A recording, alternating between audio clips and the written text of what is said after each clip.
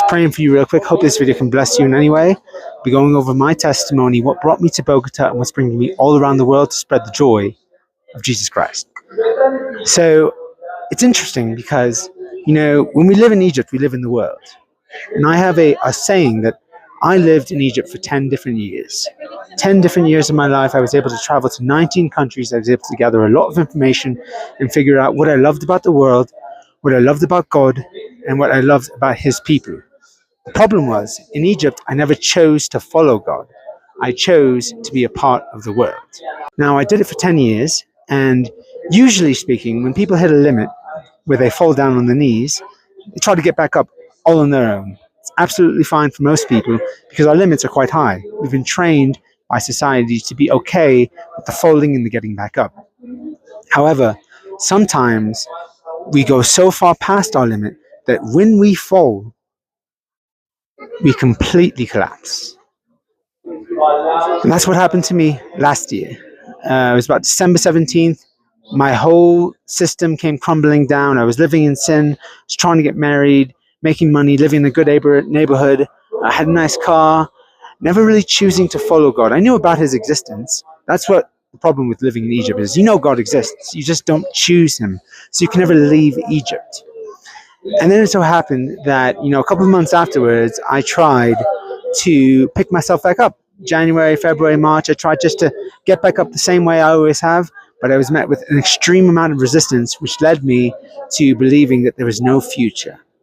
Until April 20th, Easter Sunday, I somehow managed to get myself to Korean church, and I heard His voice very clearly. His hand brought me out of Egypt and put me into the wilderness.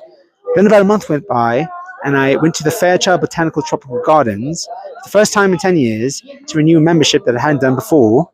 And I actually met a pastor, a lead pastor to a missionary church that was in the city I was from. All right, so now I'm training to be a missionary. That's on, I believe, July 9th. And then from July 9th to August 8th, this is my first mission trip.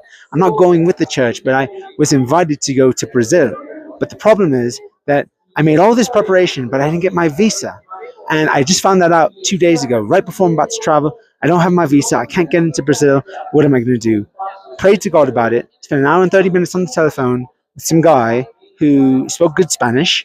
And basically what happened was I was able to change my destination from Brazil to Colombia and spend the whole 4 days I had planned here in Colombia. Now, what's amazing about this is that I was able to take what was once impossible, 10 years of Egypt, impossible to change myself, change my habits, change who I was. And then in 4 months of choosing to follow God, not only am I on my first mission trip, I'm in the best shape of my life. It's just the beginning.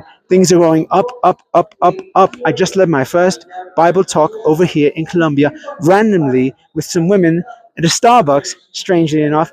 Super great. My body's transformed, my mind's transformed, and my spirit is transformed. Now, that's my testimony, and I want to bring it to everybody in this channel. I want people to get courage, because there are good people, good men and women that are following Christ, that want to do the work here in the fields, because the harvest is plentiful and the workers are few.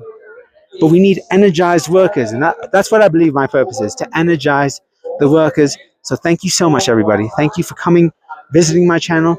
I want to pray for you. I want to pray that this story would inspire you to seek Jesus on your own. I want to pray for you that in the future you will choose to let the seeds that have been sowed into your heart grow, because maybe not today, maybe not tomorrow, maybe not even in a year, but God's going to keep knocking at the doors of your heart, right? Thank you so much, everyone. God bless. I'll see you in the next video.